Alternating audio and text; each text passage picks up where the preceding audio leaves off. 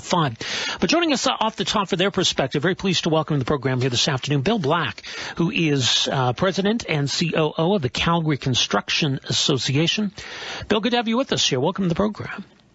Thanks very much, Rob. Happy to be part of this heated conversation. Well, it really is for a lot of reasons. Well, let's go through the situation Calgary faces right now as you see it. What are the challenges when it comes to growth and providing affordable housing options for Calgarians? Well, certainly, as you and others have said, there is an inevitability around a need for zoning changes to be more receptive to density and to other ideas. Also, to streamline the process of approvals, to speed up the ability for projects to actually start on site. And a revisiting of Calgary's zoning does need to be part of a multifaceted solution to our need for housing. How big is the gap? Like, how much construction do we need in order to at least try to meet some of this demand? How much does that pace need to increase, do you think? Well, it's hard to geographically pinpoint specific areas. Mm-hmm. There's a lot of national numbers that are thrown out there of, 5.8 million homes by 2030. And these are pretty frightening numbers when you put them into perspective. Our local housing builders have broken records in the past year and have made incredible strides in stepping up their ability to respond to demand.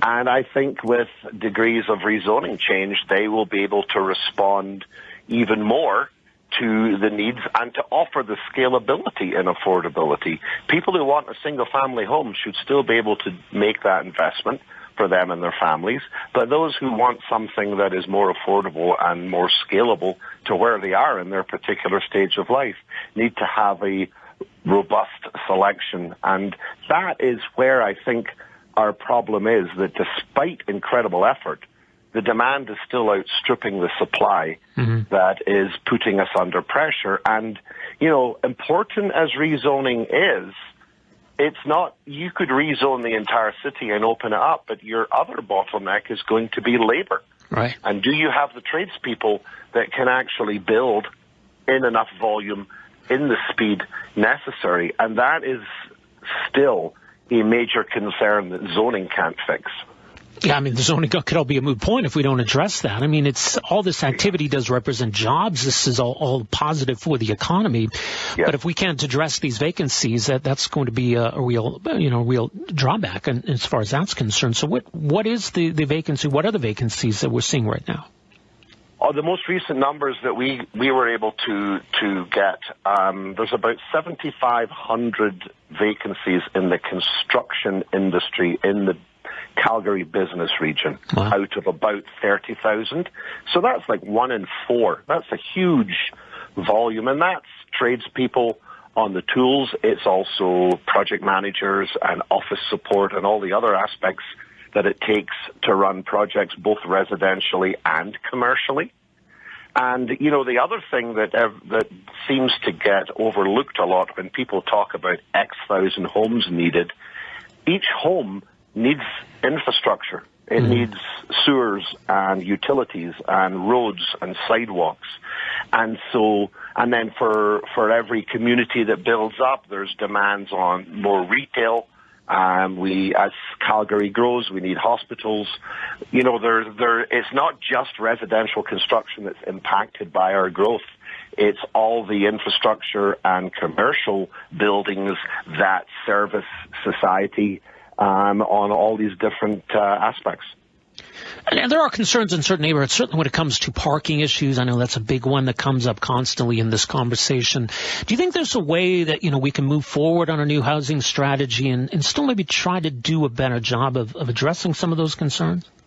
I would say so. And to me, the importance, the value, and the need for a really robust development permit process is going to be the means by which architectural relevance of a development, parking, and these other areas can be properly monitored and really the gatekeeper is now the development permit process. It's kind of ironic. Those of us in the construction industry often, spend our time complaining about the development permit process. Right.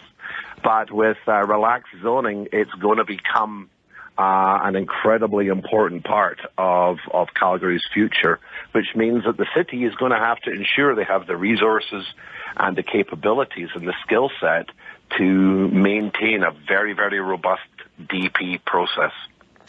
We'll see how it all plays out. Much more the Calgary Construction Association website, cgyca.com.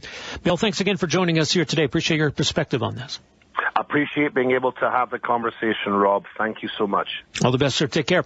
That is Bill Black, president of the Calgary Construction Association. cgyca.com is their website. You can read more about some of the work they're doing around this issue. But, they believe that this is something that the city needs to move forward with.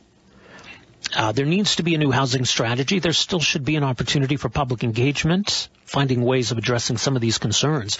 But as I also say, it's all kind of a moot point if we're not able to take further action on the skilled labor gap. So that was a pretty staggering number he put out there. It's over 7,500 construction, trades, and management job vacancies just in the Calgary economic region in the third quarter of 2023. So we're going to have to address that. How do we fix that? Because we have all these ambitious goals when it comes to building new housing. But if we don't have the people and the resources to do it, then how do we even possibly move forward? So like I said, we're going to hear a lot more on this issue